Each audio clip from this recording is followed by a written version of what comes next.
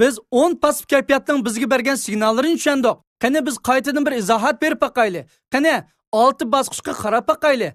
Birinchi bosqich qaysi xil his tuyg'uda bo'lsin, kayfiyatning nima ekanligiga aniqlik berish kerak. Masalan, bayram qilish bu rohatlanish kayfiyatiga tushamdi?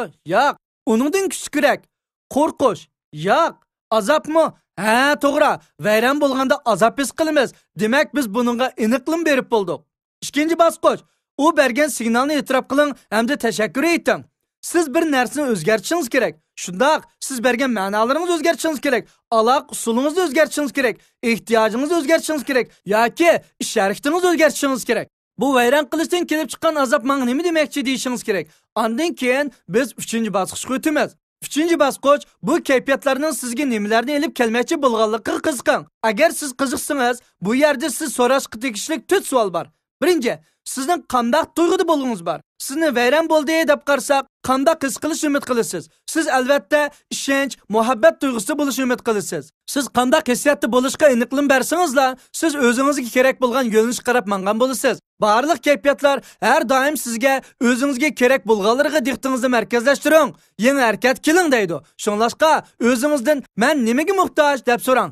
Ikkinchi savol bo'lsa, mushundaq yaxshi his tuyg'uda bo'lish uchun siz nimaga ishonishingiz kerak? Hech qanday narsa sizning kayfiyatingizga, munosabatingizga daxl qila olmaydiganligiga ishonishingiz kerak. Chunki siz kayfiyatning harakat signalini tushunsiz. 3-savol bo'lsa, siz mushundaq yaxshi his tuyg'ularda bo'lish uchun nimalarni qilishni xohlaysiz? Siz ishonishingiz kerak. Siz qarshi taraf bilan aloqa qilishni xohlashingiz kerak.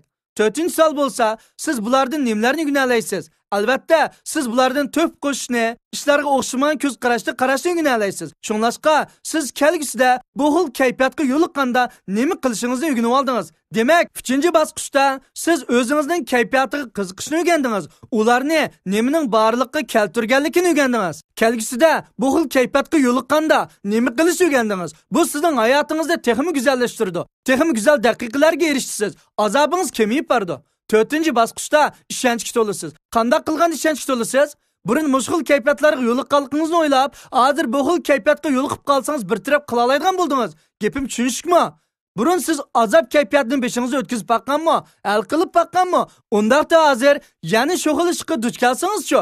Demak, siz burun hal qilgan usullaringiz hozir sizga ishonch beradi. 5-bosqich agar yana mushundaq kayfiyatga yo'liqib qolsangiz, hal qila oladiganligingizga cho'qim ishining. O'tmishda o'tib ketgan ishlarga nisbatan hal qilgan har xil choralaringizni kallingizda qayta o'ylang. Shu orqali kelgusida mushundaq kayfiyatlarga duch kelganda hal qila oladiganligingizga ishining. 6-bosqich harakat qiling. Hayotingizni o'zgarting. Siz hammaga ega bo'lib bo'ldingiz. Endi harakat qilib hayotingizni o'zgartsangiz bo'ladi. Bu 6-bosqich intayin oddiy bosqich. 10 pasif kayfiyatni esingizda ching tuting. Siz qanday qilganda har qanday ishni yaxshi qila oladigan bo'lasiz? Javobi mashq qiling. Bu intayin oddiy, faqatli mashq qilish xolos. Mashqni qancha ko'p qilsangiz, natijasi shuncha yaxshi bo'ladi. Chunki mashq mukammallikka qarab olib boradi emasmi? Biz nachar kayfiyatni bir holatida bir taraf qilib o'tishimiz kerak. Bu vaqtda hal qilish osonga to'xtaydi. Ya'ni shuni samingizga silib qo'yayki, siz o'rgangan bu usullarni unutib qolmang. Bu 10 xil pasif kayfiyat siz uchun mulozimat qiladi. Biroq siz uning bermoqchi bo'lgan signaliga diqqat qiling. Harakatga atlaning. Siz har vaqt uning sizga bermoqchi bo'lgan signallarini esingizda tuting.